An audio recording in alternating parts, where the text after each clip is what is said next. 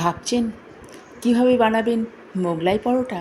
চলে আসুন আমার কিচেনে আর দেখে নিন কত সহজ উপায়ে ঘরে বসেই আপনি বানাতে পারবেন মোগলাই পরোটা। তাহলে আর দেরি কেন? আসুন দেখে নিন আমার আজকের নমস্কার, দিস ইজ মিতাস কিচেন। আজকে আমার কিচেনে আমি ঘরোয়া একটা রেসিপি নিয়ে এসেছি আপনাদের মাঝে। আপনারা প্রত্যেকে এই রেসিপি অনেকবার খেয়েছেন, কিন্তু আজকে আমি ঘরোয়াভাবে করব আজকে এগ চিকেন মোগলাই। তার জন্য লাগবে প্রথমে আমি ময়দাতে এই ফুড প্রসেসরে ময়দাটাকে ময়াম দিয়ে রেডি করে নিয়ে মেখে নিয়েছি। তারপর সেটা লেচি কেটে এভাবে ডো বানিয়ে রেখেছি। মোগলাইয়ের জন্য আমি এই ডো বানিয়ে রেখেছি। আচ্ছা, এবার তার জন্য আমার লাগবে, মোগলাইটা ভাজতে আমার লাগবে সাদা তেল। সাদা তেল আমার রয়েছে, এটা আমি কেটে রেডি করে নেব। এই হচ্ছে আমার সাদা তেল লাগবে। এছাড়া আমার লাগছে মোগলাই বানাতে যেটা লাগবে, প্রথম উপকরণ হলো অবশ্যই ডিম। তা আমার ফ্রিজে পর্যাপ্ত পরিমাণে ডিম রয়েছে, অনেক ডিম রয়েছে। যা লাগবে, যদি আরও লাগে আমি অবশ্যই বের করে নেব। লাগছে আমার ডিম, ময়দা তো লেচি কেটে রেখেছি।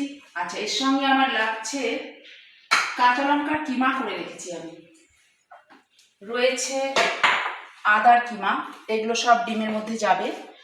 আচ্ছা, রয়েছে পেঁয়াজ কিমা, এগুলো সব আমার মোগলাই করতে লাগবে। আর মোগলাইয়ের এছাড়া নুন তো অবশ্যই দিতে হবে। আর মোগলাইয়ের সাথে আমি অবশ্যই একটা তরকারি, সবজি ছাড়া তো হয় না, সেই জন্য আমি একটা আলুর তরকারি করব করে ছোট ছোট ডুমো করে আলু কেটে রেখেছি। আলুর সাথে লাগবে আমার, এখানে রয়েছে পেঁয়াজ বাটা, রয়েছে রসুন বাটা, রয়েছে আদা বাটা এবং টমেটো পিউরি, টমেটো বাটা, এটা আমি মিক্সিতে পেস্ট করে নিয়েছি। আর রয়েছে আমার পেঁয়াজ কুচি। আর ফোড়নে আমি অবশ্যই একটু 5 ফোড়ন দেবো, শুকনো লঙ্কা দেবো। এখানে আমার একটু চিকেন কিমা করা রয়েছে। এই হচ্ছে আমার আজকের উপকরণ। এবার বাদ বাকি রান্না আমি শুরু করব এখানে আমার ইন্ডাকশানে করে, আমি বাকি পরে আপনাদের কাছে আবার ফিরে আসবো। তা চলুন, পরবর্তী সময় আবার ফিরে আসছি। আমার লাগবে বেলনি, অবশ্যই লাগছে। আর বাদ বাকিটার সময় আমি কেটেই নিয়েছি। লাগবে আমার একটা ভাজবার জন্য খুন্তি, অবশ্যই লাগছে। এই যা যা লাগবে আমি অবশ্যই খুন্তি বের করে নেব। শুরু করবো আমার রান্না, খানিক বাদে আবার আপনাদের মাঝে ফিরে আসছি। অলরেডি মোগলাইয়ের যে তরকারিটা সেটা আমি বসিয়ে দিয়েছি। তা আপনাদের যেগুলো আমি বলেছিলাম, টমেটো পিউরি, পেঁয়াজ বাটা, রসুন বাটা, আদা বাটা, এছাড়াও আমি ওতে নুন তো অবশ্যই দিয়েছি এবং তার সাথে একটু সামান্য জিরে গুঁড়ো, একটু লঙ্কা গুঁড়ো দিয়েছি। দিয়ে আমার তরকারিটা এখন কষানো চলছে, কষানো হচ্ছে। এবার হতে যতক্ষণ লাগবে, কষানো হলে এতে আমি একটু উষ্ণ গরম জল অবশ্যই দেব। দিয়ে তারপর এটা একটু সেদ্ধ হওয়ার অপেক্ষা রাখতে হবে। তা এটা আর একটু কষানো হোক।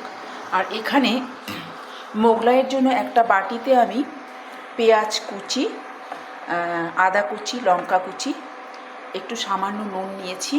আর এতে একটা ডিম দেব। দিয়ে এই মিশ্রণটা আমি মোগলাইয়ের ভেতরে দেব।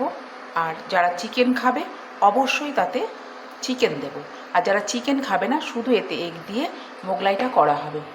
তা তরকারিটা মোটামুটি হলেই তারপরে শুরু করব আমার মোগলাই ভাজা। সকলে সঙ্গে থাকুন।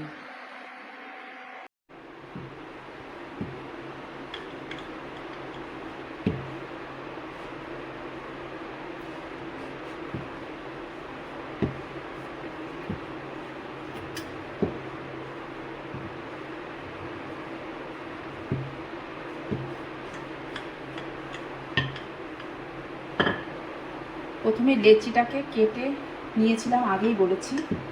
লেচিটা বেলে নিলাম, একটু বড় করে এভাবে বেলতে হবে। যতটা বড় করা যায়। এই আমি বেলে নিলাম। এবারে আমি ইন্ডাকশনে প্যানটা বসিয়ে গরম হতে দেব। প্যানটা বসালাম, এটা একটু গরম হলে আমি এতে সামান্য তেল ব্রাশ করে নেব।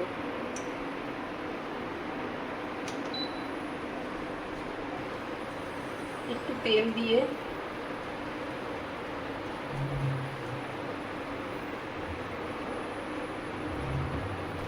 প্যানটা ভালো করে ব্রাশ করে নেব।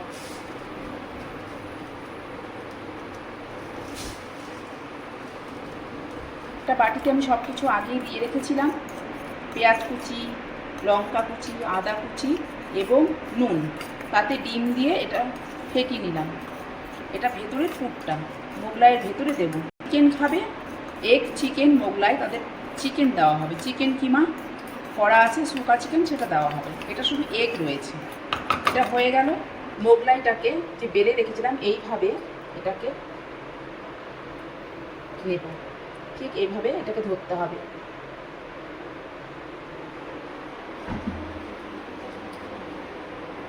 প্যানে আস্তে করে এইভাবে আপনারা রাখবেন, ছিঁড়ে যাতে না যায়, খেয়াল রাখতে হবে। মাঝখানে এই ডিমের পুরটা এইভাবে দিয়ে দেবেন।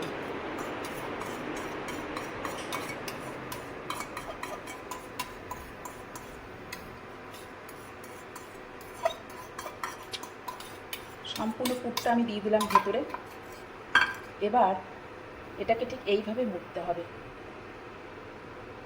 দুপাশ দিয়ে প্রথমে এভাবে মুড়ে নেবেন, তারপরে এপাশ দিয়ে আস্তে করে এভাবে মুড়ে দেবেন। হয়ে গেল। এবার এটাকে কিছুক্ষণ আপনি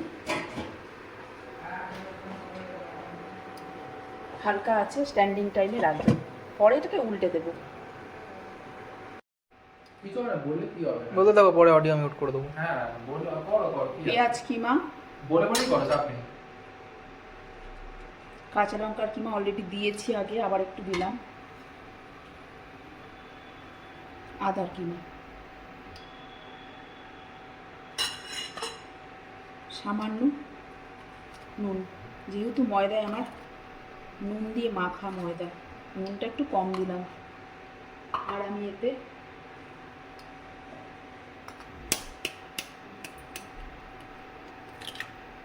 একটা ডিম ভেঙে দিলাম।